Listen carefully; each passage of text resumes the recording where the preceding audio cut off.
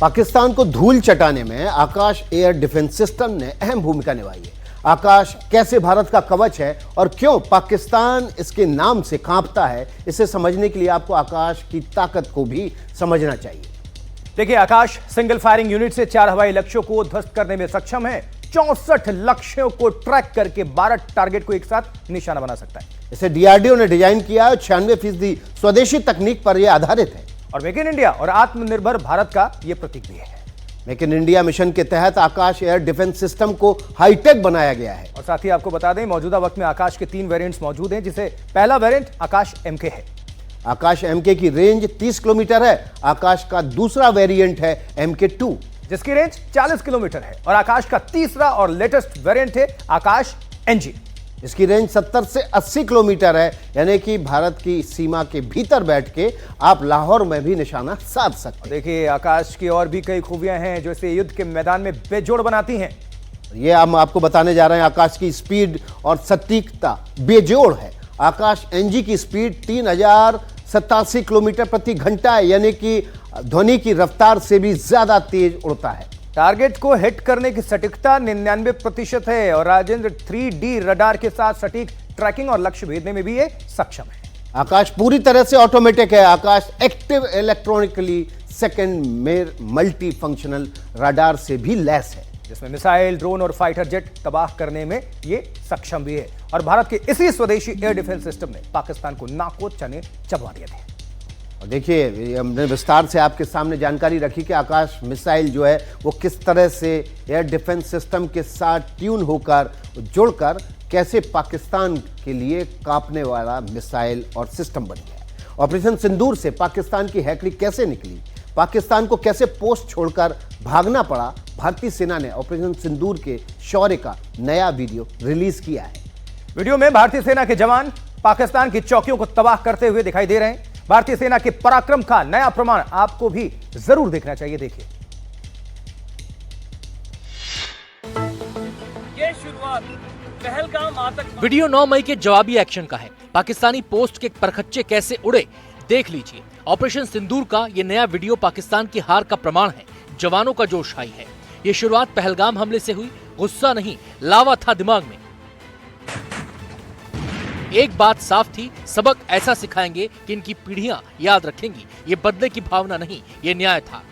Operation सिंदूर आतंकवाद के खिलाफ था, लेकिन पाकिस्तान इसे खुद के खिलाफ कार्रवाई मान बैठा।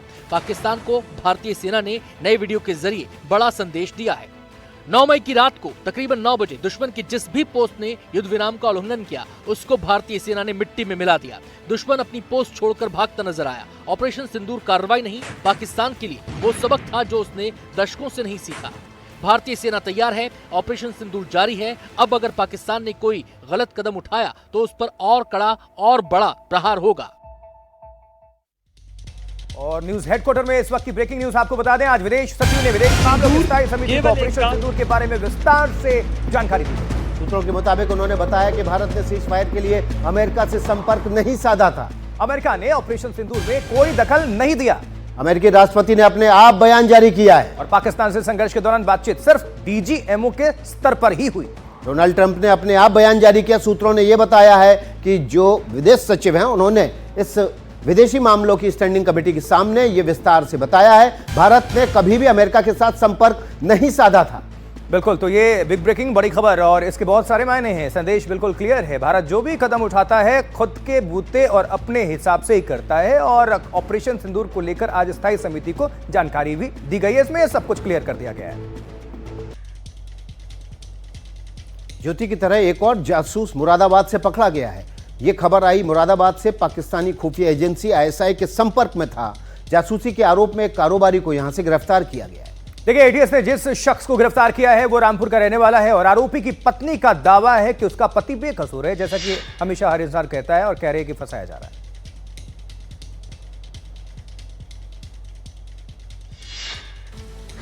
रोता बिलखता ये परिवार उसी शहजाद का है जिसे ATS ने जासूसी के आरोप में गिरफ्तार किया।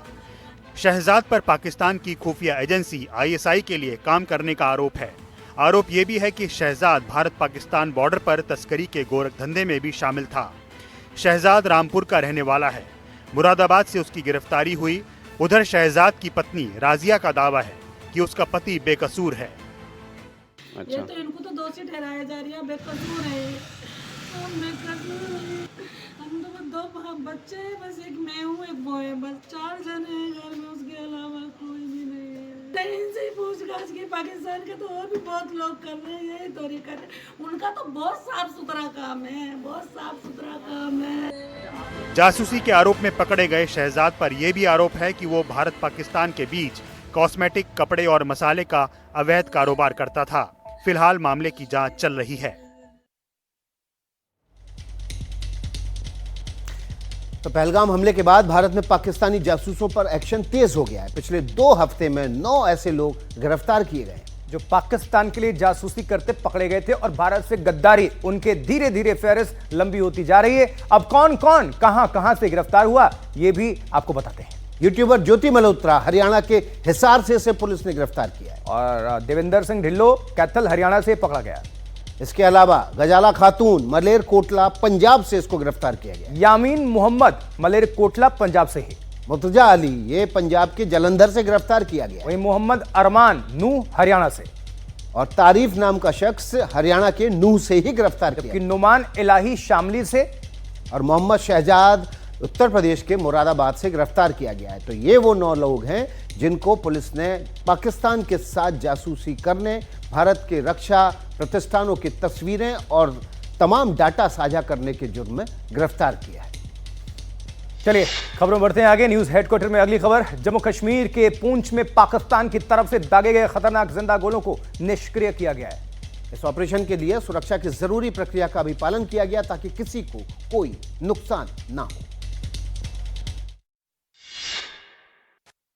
जम्मू कश्मीर की सरहद पर पाकिस्तान ने जो पाप किया उसे पूरी दुनिया ने देखा। अब पाकिस्तान की हिमाकत की उन्हीं निशानियों को मिट्टी में मिलाया जा रहा है। पुंछ में भारतीय सेना और स्थानीय पुलिस ने बम डिफ्यूजल ऑपरेशन चलाकर एक बड़ी सफलता हासिल की। यहाँ पाकिस्तान की तरफ से दागे गए 42 जिंदा गोलों को डिफ्यूज किया गया। ये गोले हाल ही में पाकिस्तान की ओर से दागे गए थे। इन गोलों को निष्क्रिय करने से पहले पूरी सावधानी के साथ सेफ्टी प्रोटोकॉल का पालन किया गया। सेना के मुताबिक ये ऑपरेशन झुल्लास, सलोत्री, धराती और सलानी जैसे बॉर्डर इलाकों में किया गया, जिन्हें बम डिफ्यूजल की प्रशिक्षित टीमों ने पूरी सतर्कता के साथ निष्क्रिय किया। सेना ने ये कार्रवाई इसलिए की ताकि बॉर्डर पर लोगों के लिए हालात सामान्य बनाए जा सकें और लोगों में किसी भी तरह का डर न रहे। पुंछ में एलओसी के पास पाकिस्तान की ओर से भारी गोलाबारी के बाद 12 नागरिकों की मौत हुई थी। इस हमले में 42 लोग जख्मी हुए थे। 10 मई को भारत पाकिस्तान के बीच हुए समझौते के बाद दोनों देशों ने गोलीबारी रोकने का फैसला किया है।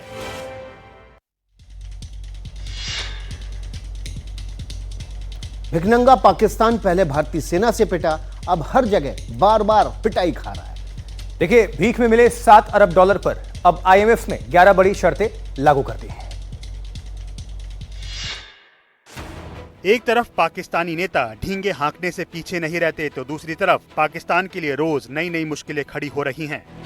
अंतर्राष्ट्रीय मुद्रा कोष ने पाकिस्तान को $7 अरब का कर्ज तो दे दिया, लेकिन ऑपरेशन सिंदूर के दौरान भारत से पाकिस्तान के पिटने के बाद आईएमएफ को कर्ज में दिए $7 अरब डूबने का खतरा सताने लगा है। तभी आईएमएफ ने पाकिस्तान के ऊपर 11 नई शर्तें लगा दी हैं। नई शर्तों के मुताबिक 17.6 लाख करोड़ रुपए के नए बजट को मंजूरी देना होगा, बिजली बिलों पर डेट सर्विसिंग सरचार्ज बढ़ाना होगा, 3 साल से अधिक पुरानी कारों के आयात पर प्रतिबंध हटाना होगा। पाकिस्तान पर लगी नई 11 शर्तों के साथ ही कुल शर्तों की संख्या 50 हो गई है और पाकिस्तान के लिए मुश्किलों का पहाड़ भी खड़ा हो गया है। आईएमएफ ने अनुमान लगाया है कि अगले वित्त वर्ष के लिए पाकिस्तान का रक्षा बजट 2.414 लाख करोड़ रुपए हो सकता है, जो 25,000 करोड़ रुपए या 12% अधिक है। ऑपरेशन सिंदूर की कहानी और पाकिस्तान की पोल खोलने के लिए केंद्र सरकार ने सत्ता पक्ष और विपक्षी सांसदों की एक टीम का गठन किया है। ये टीम विदेश दौरे पर जाकर पाकिस्तान की पोल खोलेगी, लेकिन विपक्ष सरकार के इस फैसले पर सवाल उठा रहा है।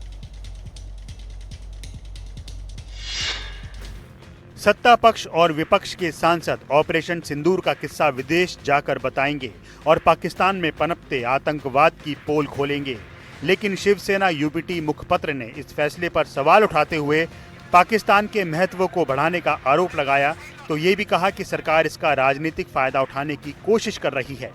एनसीपी अध्यक्ष शरद पवार ने सरकार के इस फैसले का स्वागत किया तो संजय राउत को निशाने पर लिया। राउत ने फैसले की आलोचना करते हुए बीते दिन डेलीगेशन की तुलना बारात से की थी। जवाब देते हुए शरद पवार ने कहा, स्थानीय राजनीति को अंतर्राष्ट्रीय मुद्दों से नहीं जोड़ना चाहिए। ऐसे मामलों में पार्टी के आधार पर फैसले नहीं लिए जाते। जब पीवी नरसिम्हा राव प्रधानमंत्री थे तब अटल बिहारी वाजपेयी के नेतृत्व में एक प्रतिनिधिमंडल संयुक्त राष्ट्र गया था और तब मैं भी उस डेलीगेशन का सदस्य था। केंद्र सरकार 32 देशों में अलग अलग सर्वदलीय डेलीगेशन भेज रही है। लश्कर ए तैयबा का मोस्ट वांटेड आतंकी अबू सैफुल्ला कराची में मारा गया। सैफुल्ला को पाकिस्तान के सिंध में अज्ञात हमलावरों ने गोली मार दी। ये वही सैफुल्ला है जो भारत में आरएसएस मुख्यालय और सीआरपीएफ कैंप हर हमले का मास्टरमाइंड भी था।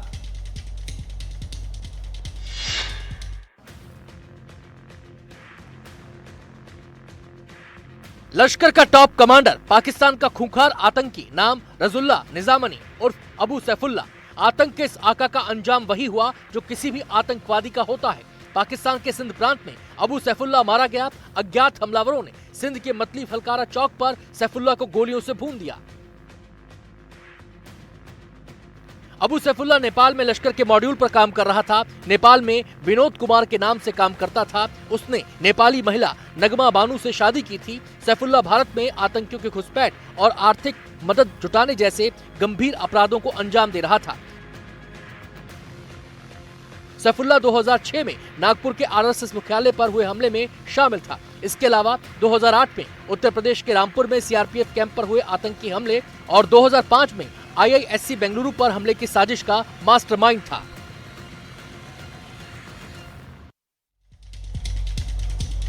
तो भारत पाकिस्तान के बीच जंग थम गई है, लेकिन पाकिस्तान से हैरान करने वाली खबरें भी सामने आ रही हैं। पाकिस्तान की जमीन पर ही वहां के आतंकी मारे जा रहे हैं और इन आतंकवादियों को अज्ञात लोग मार रहे हैं।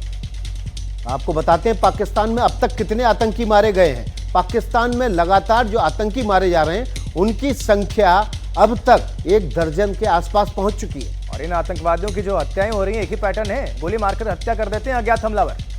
और अज्ञात हमलावर जो है उसमें बाइक से आते हैं, निशाने पर गोली मारते हैं और उसके बाद फुर हो जाते हैं। और एजेंसियां पाकिस्तान की इतनी नकारा है कि उनको आज तक पकड़ नहीं पाई। माना यह जा रहा है कि पाकिस्तानी आईएसआई इनको मरवा रही क्योंकि अब ये इनके लिए काम के नहीं रहे। आतंकी सैफुल्ला से पहले भी कई हत्याएं और अब तक 16 से ज्यादा आतंकी मार गिराए गए हैं। भारत में कई बड़े हमलों में शामिल रहे हैं ये आतंकी और ये लिस्ट आपके सामने हम रखने जा रहे हैं। पाकिस्तान में जो आतंकवादी ढेर हो रहे हैं उनमें लश्कर ए तैयबा से लेकर जैश ए मोहम्मद और अहले सुन्नत वल जमात के खतरनाक आतंकवादी शामिल हैं। आइए एक नजर डालते हैं उन नामों पर जो अब तक 16 हो चुके हैं। पिछले 2 साल में 16 आतंकी अब तक ढेर हो चुके हैं इन संगठनों के। पाकिस्तान में भारत विरोधी 16 आतंकी ढेर, जिसमें पहला नाम अभी जो खत्म हुआ अबू सैफुल्ला का है। लश्कर ए तैयबा से ये जुड़ा हुआ था। नदीम उर्फ अबू कताल लश्कर ए तैयबा का ये भी आतंकी है। इसको भी ऐसे ही हमलावरों ने आए बाइक पर और गोली मार के चले गए। तीसरा नाम है आपके सामने काशिफ अली, लश्कर ए तैयबा से जुड़ा हुआ है। चौथा नाम मुफ्ती शाह मीर, मानव हथियार और तस्करी करने का इस पर आरोप है और ये बड़ा आतंकवादी है। क्योंकि पांचवा नाम है रहीम उल्लाह तारिक, जैश ए मोहम्मद का ये आतंकवादी था। इसकी तरह ही अकरम गाजी लश्कर ए तैयबा के आतंकवादी को भी बाइक पर सवार आए और गोली मारकर चले गए। ख्वाजा शाहिद लश्कर ए तैयबा का ये आदमी था, काम तमाम।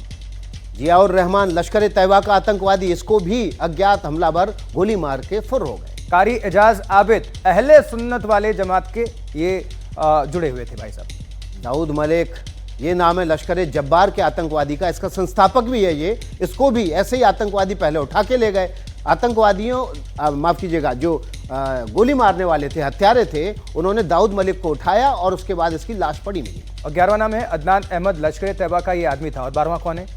बशीर अहमद पीर, हिजबुल मुजाहिदीन का आतंकवादी था। इसको भी हत्यारों ने गोली मारी और गायब हो गए। और 13वां नाम है जहूर इब्राहिम, जैश ए मोहम्मद का उधर का तो कार्यकर्ता लेकिन था यह आतंकी। मेजर दानियाल पाक सेना से जुड़ा हुआ अधिकारी है, आईएसपीआर का अधिकारी था, मेजर पद से रिटायर हुआ और आतंकवादी बन गया और बाद में इसका काम आतंकवादियों ने ही कर दिया। वहीं 15वां नाम रियाज अहमद, लश्कर ए तैयबा का ये टेररिस्ट था। परमजीत सिंह पंजवार खालिस्तान कमांडो फोर्स का है और ये लंबे समय से पाकिस्तान में ही रह रहा है। इसका भी काम तमाम कर दिया गया। तो ये 16 नाम जिनका काम अब तमाम है। चलिए ये बात होगी बॉर्डर के उस तरफ से, लेकिन इधर देखिए देश में कहीं भीषण गर्मी से परेशानी है तो कहीं बेमौसम भारी बारिश का कहर है। बेंगलुरु में पिछले 2 दिनों से लगातार भारी बारिश ने शहर में अफरा तफरी मचा दी है। इस रिपोर्ट में देखिए। भीषण गर्मी के बीच ऐसी बारिश, बेमौसम बरसात की ऐसी तस्वीर, चारों तरफ हाहाकार मचा है। मोहल्ले की गलियां हो या फिर चौक चौराहे, मुख्य सड़कें हो या फिर घर, सब पानी पानी है। ये वीडियो भारी बारिश से शहर का हाल बेहाल है ये बता रहा है। चारों तरफ भीषण बारिश के बाद क्या हाल है, सब कुछ आपके सामने है। सड़कें तालाब में तब्दील हो गई हैं। भीषण बारिश के बाद ऐसा सैलाब आया कि गाड़ियां डूब गईं। सड़क पार करने के लिए लोगों को घुटने भर पानी से होकर गुजरना पड़ रहा है। बारिश की वजह से शहर के कई निचले इलाकों में पानी भर गया। जल भराव के कारण कई पेड़ों की टहनियां भी गिरी और कई गाड़ियां भी खराब हो गईं। हालात ये है कि शहर में कई जगहों पर ट्रैफिक की समस्या पैदा हो गई। पानी लोगों के घरों और कारों के अंदर घुस गया और दैनिक जनजीवन अस्त व्यस्त हो गया। लोगों को रेस्क्यू करने के लिए बुलडोजर, ट्रैक्टर और बोट का सहारा लेना पड़ा। लोगों को पानी में घिरे घरों और सड़कों से सुरक्षित स्थानों पर पहुंचाया जा रहा है। बेंगलुरु में ऐसी बारिश हुई कि लोगों के लिए बड़ी आपदा बन गई।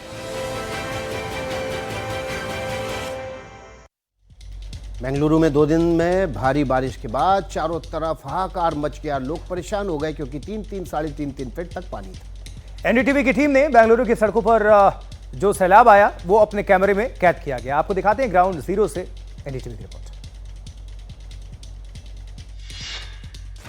ये हिन्नूर का इलाका है, हिन्नूर बेल्लारी रोड लेआउट। देखिए किस तरह से पानी पूरे में भरा हुआ है। जो लोग यहाँ पर रह रहे हैं उनको काफ़ी मुश्किलों का सामना करना पड़ रहा है। बारिश का पानी निकालने का जो रास्ता है उस पर अतिक्रमण हुआ है और बगल में ही रेलवे लाइन है, वहाँ पर भी अतिक्रमण की वजह से वहाँ पर जो जगह है वो कम हो गई है पानी निकलने की और इस वजह से इस पूरे इलाके में पानी लग जाता है। लेकिन जिस तरह के हालात यहाँ पर ये सामना कर रहे हैं वो देखिए, ये बता रहे हैं कि कहाँ तक पानी इनके घर में घुसा है। देखिए सोफे पे, यहाँ पर जो लिविंग रूम है उसकी हालत देखिए, डाइनिंग टेबल के आसपास, पूरे घर में, किचन में, सभी जगहों पर पानी है। तो आप लोगों ने कभी सरकार से बात नहीं की इस बारे में? बहुत बात किया है, 10 साल से ये हो रहा है और मंत्री से भी बात किया, यहाँ का एमएलए से भी, कोई फर्क नहीं है।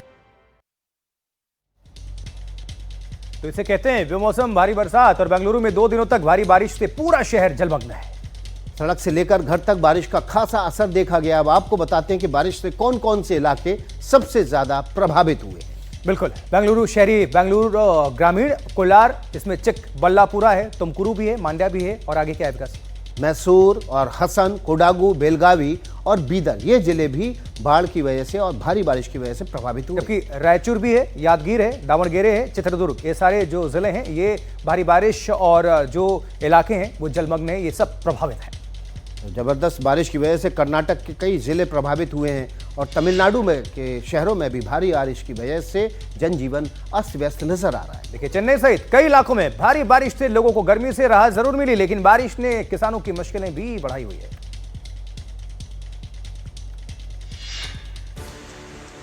ये वीडियो तमिलनाडु के कृष्णागिरी का है, जहां शहर के कई हिस्सों में झमाझम बारिश हुई। बदलते मौसम से लोगों को राहत मिली और तापमान में भारी गिरावट भी दर्ज की गई। बंगाल की खाड़ी के ऊपर हवा के तेज होने की वजह से चेन्नई, तिरुवल्लुर, कांचीपुरम सहित कई शहरों में रात भर बारिश होती रही। आज सुबह अचानक हुई बारिश के कारण कार्यालय जाने वालों को खासी दिक्कत हुई। तमिलनाडु के कललकुरिच्ची जिले के शंकरपुरम में लगातार 2 दिनों से हो रही बारिश की वजह से करीब 500 एकड़ में लगी धान की फसल जलमग्न हो गई है। मौसम विभाग ने तमिलनाडु, पुडुचेरी और करेकल इलाकों में गरज और बिजली चमकने के साथ साथ कुछ स्थानों पर बारिश का अनुमान जताया था। मौसम विभाग के मुताबिक मंगलवार को इन इलाकों में 40 से 50 किलोमीटर प्रति घंटे की रफ्तार से तेज हवाएं चलने के साथ बारिश होने का अनुमान है।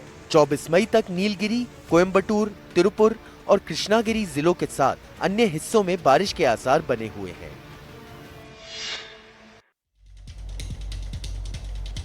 अगली खबर महाराष्ट्र से, जहां महाराष्ट्र विधानसभा में आज उस वक्त अफरा तफरी मच गई जब वहां पर सुरक्षा से जुड़ी स्कैनिंग मशीन में ही आग लग गई। आग शॉर्ट सर्किट की वजह से लगी, जिसके बाद पूरा परिसर धुआं धुआं हो गया। राहत की बात यह रही कि समय रहते आग पर काबू पा लिया गया और एक बड़ा हादसा टल गया। जिधर देखिए धुएं का गुबार है, हर तरफ इतना धुआं कि कुछ भी नजर नहीं आ रहा है। आग बुझाने की कोशिश जारी है। वीडियो महाराष्ट्र विधानसभा परिसर का है, जहां दोपहर को सुरक्षा के लिए लगाई गई स्कैनिंग मशीन में शॉर्ट सर्किट हुआ और आग की लपटें उठने लगी। आग के साथ फैलते धुएं की वजह से थोड़ी देर के लिए यहां अफरा तफरी मच गई और आग बुझाने की कोशिश होती रही। विधानमंडल परिसर का प्रवेश द्वार धुएं से ओझल हो गया। आनन फानन में दमकल की 2 गाड़ियां बुलाई गईं और काफी मशक्कत के बाद आग पर काबू पा लिया गया। मौके पर मौजूद अधिकारियों ने बताया कि ये घटना दोपहर 3 बजे हुई और समय रहते आग बुझा ली गई। हादसे में किसी के जख्मी होने की खबर नहीं है। हादसे के बाद महाराष्ट्र विधानसभा के अध्यक्ष राहुल नार्वेकर, शिवसेना नेता आदित्य ठाकरे और कांग्रेस नेता विजय वडेट्टीवार ने परिसर का जायजा लिया। विधानसभा अध्यक्ष ने कहा कि परिसर में सुरक्षा बंदोबस्त का जायजा लिया जाएगा ताकि भविष्य में इस तरह की घटना को रोका जा सके। गर्मी बढ़ने के साथ ही आग की घटनाओं में भी लगातार इजाफा हो रहा है। एक भीषण अग्निकांड की खबर पंजाब के जालंधर से आई है। देखिए, जालंधर के इंडस्ट्रियल एरिया में आज एक रबर फैक्ट्री में भीषण आग लगी। आग के बाद कैसा हाहाकार मचा, रिपोर्ट देखिए। जमीन पर बिखरा सामान, धुएं का गुबार, अग्निकांड की हर तस्वीर हैरान करने वाली है। आग के तांडव की ये तस्वीरें जालंधर के इंडस्ट्रियल एरिया की है। रबर फैक्ट्री में भीषण आग लगी है। आसमान पर काले धुएं का गुबार है। रबर फैक्ट्री का एक हिस्सा जलकर खाक हो चुका है। टीन और शेड जमीन पर पड़े हैं। जमीन से भयंकर धुआं निकल रहा है।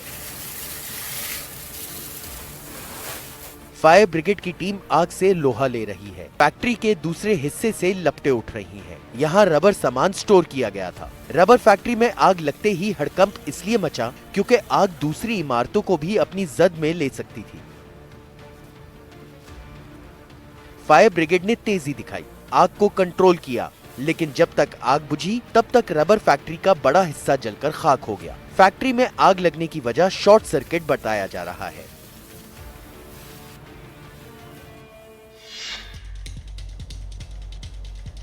गुजरात के राजकोट में अतिक्रमण हटाओ अभियान में 38 निर्माण गिरा दिया गया। पुलिस इसे अपराध के खिलाफ कार्रवाई बता रही है। जिनके घर गिराए गए उन सभी के खिलाफ अलग अलग धाराओं में एफआईआर दर्ज है।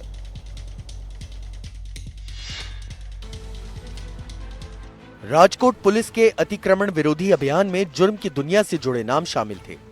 इन सभी पर गलत तरीके से पैसे कमाकर बड़ी बड़ी इमारतें खड़ी करने का आरोप है। कोई हत्या का आरोपी है, कोई डकैती का। किसी ने चोरी और स्नैचिंग को अंजाम देकर काली कमाई की, तो किसी ने अवैध पैसों से बड़े बड़े घर और दुकानें बनवा ली और शान की जिंदगी गुजर बसर करने लगे। लेकिन शायद इन्हें पुलिस प्रशासन और कानून के दायरे की सही समझ नहीं थी। कुल 38 अवैध निर्माण बुलडोजरों के निशाने पर रहे। यह अभियान कई इलाकों में एक साथ चलाया गया। हंगामा ना खड़ा हो और किसी तरह का कोई विरोध ना हो, इसके मद्देनजर कार्रवाई के दौरान भारी तादाद में पुलिस बल की तैनाती रही। राजकोट पुलिस ने साफ किया है कि ऐसे अभियान रुकेंगे नहीं। अपराध से जुड़े लोगों को आगे भी सबक सिखाया जाएगा। अमेरिका में पिछले कई दिनों से जारी तूफान ने बड़ी तबाही मचाई है। केंटकी, मिसौरी में तूफान ने तांडव मचाया है। अमेरिका के 12 राज्यों में 6 लाख से ज्यादा घरों में बिजली गुल है और पिछले 48 घंटों में कई लोगों की जान भी जा चुकी है। अमेरिका के 12 राज्य तूफान की जद में हैं। हवा की तेज रफ्तार होने की वजह से कई जगह यह तूफान टॉर्नेडो में तब्दील हो गया, जिससे नुकसान और बढ़ गया। अमेरिका के मिसौरी और केंटकी में इसने बड़ी तबाही मचाई। एक रिपोर्ट के मुताबिक तूफान से पिछले 48 घंटों में 27 लोगों की मौत हो चुकी है, जिसमें 18 मौत केंटकी में जबकि 7 मौतें मिसौरी में हुई है। अमेरिका के नॉर्थ वर्जीनिया में भी भारी तबाही मची है। तूफान का असर शिकागो तक देखा गया है। तूफान से मची तबाही का अंदाजा इस आंकड़े से भी लगाया जा सकता है कि 12 राज्यों के 6 लाख से ज्यादा घरों में बिजली गुल हो चुकी है। 160 किलोमीटर प्रति घंटे की रफ्तार से चल रही हवाओं से कई घरों की छत और दीवारें गिर गईं। जगह जगह मलबे का ढेर नजर आ रहा है। हजारों लोग बेघर हो चुके हैं। हजारों लोगों को राहत शिविर में शिफ्ट किया गया है। मौसम विभाग की रिपोर्ट बता रही है कि यह तूफान अगले कई दिनों तक चलेगा और बारिश भी होगी, जिससे दक्षिण पश्चिमी अमेरिका में 2 करोड़ से ज्यादा लोग मुश्किल में पड़ सकते हैं।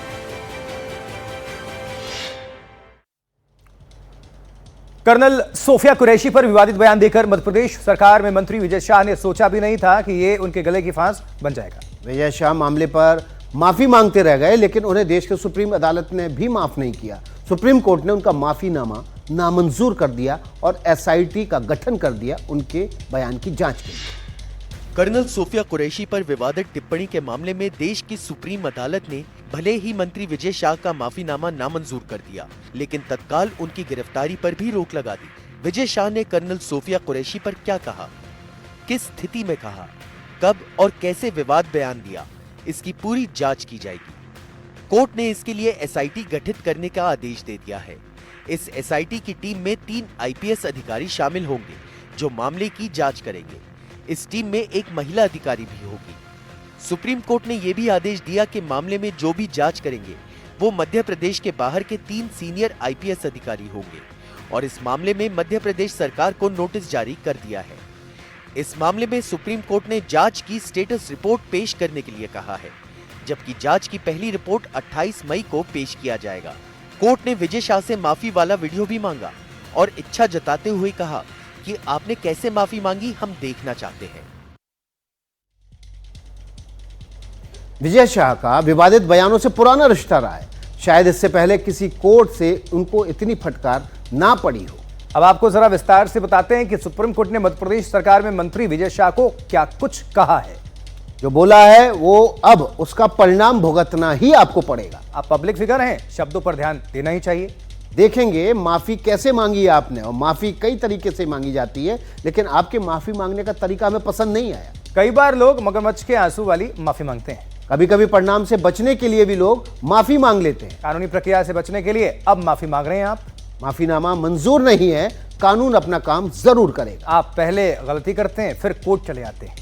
इस घटिया भाषा का इस्तेमाल वो सोच से परे है जिसका आपने इस्तेमाल किया है। आपके अंदाज से नहीं लग रहा है कि आप लज्जित भी हैं, ये सुप्रीम कोर्ट ने कहा। बिल्कुल, तो इस तरह से सुप्रीम कोर्ट ने फटकारते हुए विजय शाह पर जो टिप्पणियां की और एसआईटी का गठन कर दिया।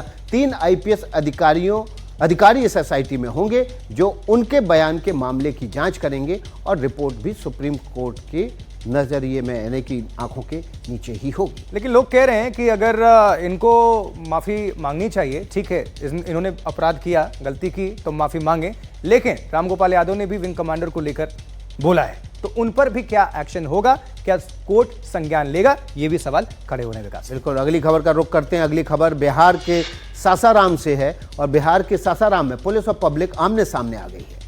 देखिए, इस दौरान जमकर पत्थरबाजी हुई जिसमें कई पुलिसकर्मी जख्मी हो गए। यह हंगामा क्यों बरपा, देखिए रिपोर्ट। पुलिस की भारी तैनाती और इसी तैनाती के बीच उन लोगों की धरपकड़ जो इस हंगामे में शामिल हैं। तस्वीरें बिहार के सासाराम की हैं, जहां एक हत्या के बाद इतना बवाल मचा कि पुलिस को हालात संभालने में भारी मशक्कत करनी पड़ी। जो लोग हंगामे में शामिल थे उन्हें हिरासत में ले लिया गया। पुलिस को यह कदम इसलिए उठाना पड़ा क्योंकि भीड़ पुलिस पर हमला कर रही थी, उन पर पथराव हो रहा था, जिसके बाद एक्शन में आई पुलिस ने 8 लोगों को हिरासत में लिया। पथराव के दौरान कई पुलिसकर्मी जख्मी हुए, जिन्हें अस्पताल में भर्ती कराया गया। पथराव में थाना अध्यक्ष भी जख्मी हो गए।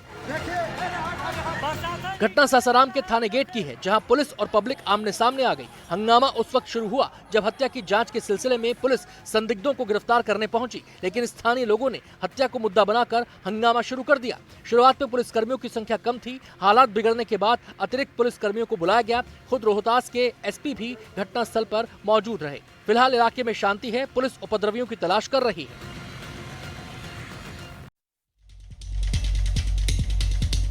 चलिए न्यूज हेडक्वार्टर में बढ़ते हैं आगे। अगली खबर राजस्थान से, जहां राजस्थान के कोटा में युवक की हत्या के बाद हंगामा बरपा और गुस्साए लोगों ने जमकर आगजनी की।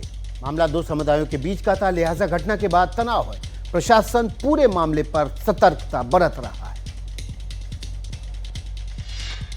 ये कोहराम संदीप शर्मा नाम के एक युवक की हत्या के बाद मचा है। आरोप है कि दूसरे समुदाय के एक युवक ने संदीप पर चाकू से हमला कर दिया और उसकी मौत हो गई। हत्या की खबर फैलते ही स्थानीय लोग सड़कों पर उतर आए, हंगामा हुआ, झड़प हुई और उसके बाद दुकानों को आग के हवाले कर दिया गया। हत्या से नाराज लोगों ने संदीप के शव के साथ घंटों सड़क जाम किया। ये घटना कोटा के कनवास इलाके की है। पुलिस के मुताबिक आरोपी अतीक और संदीप के बीच कुर्सी को लेकर झगड़ा हुआ। बताया जा रहा है कि संदीप ने कुर्सी से उठने से इनकार किया, जिसके बाद दोनों के बीच बहस हुई। फिर आरोपी अतीक ने उस पर चाकू से हमला कर दिया, जिसके बाद गुस्साई भीड़ ने अतीक के रिश्तेदार की दुकान जला दी। हंगामा कर रहे लोगों ने आरोपी का घर फूंकने की भी कोशिश की, जिसे पुलिस ने रोक दिया। राजस्थान सरकार ने आरोपी की जल्द गिरफ्तारी कर उचित कार्रवाई के साथ साथ परिजनों को आर्थिक सहायता का भी भरोसा दिया है। आरोपी अतीक घटना को अंजाम देने के बाद मौके से फरार है। पुलिस ने उसे पकड़ने के लिए टीम का गठन किया है। आरोपी अतीक पर पहले से कई आपराधिक मामले दर्ज हैं।